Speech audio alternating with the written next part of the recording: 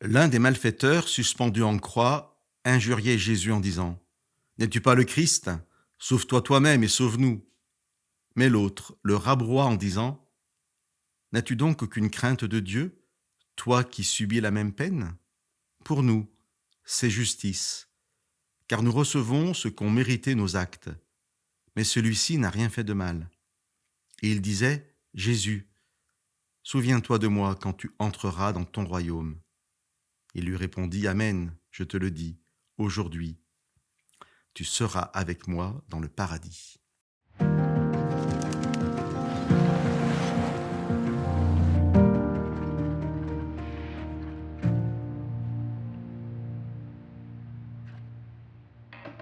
Nous venons de lire quelques paroles échangées entre Jésus et les deux malfaiteurs crucifiés à ses côtés.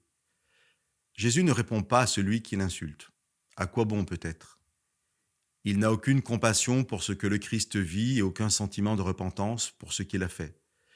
Il ne pense qu'à l'opportunité d'être sauvé si Christ se sauve lui-même. L'attitude du second est toute différente. Il est conscient d'être coupable et le reconnaît. Il reconnaît aussi l'innocence de Jésus.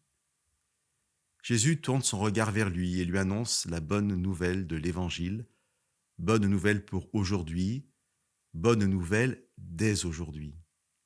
Aujourd'hui, tu seras avec moi dans le paradis.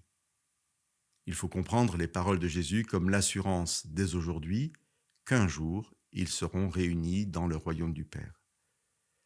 Jésus lui-même ne sera pas dans ce royaume le jour même, mais seulement le dimanche, après sa résurrection.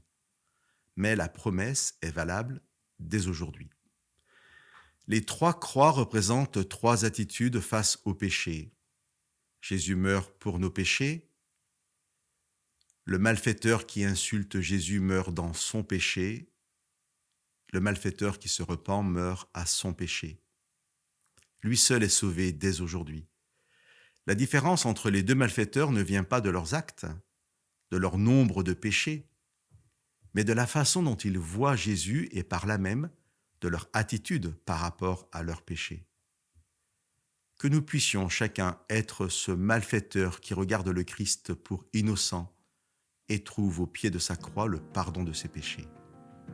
Que Dieu vous bénisse.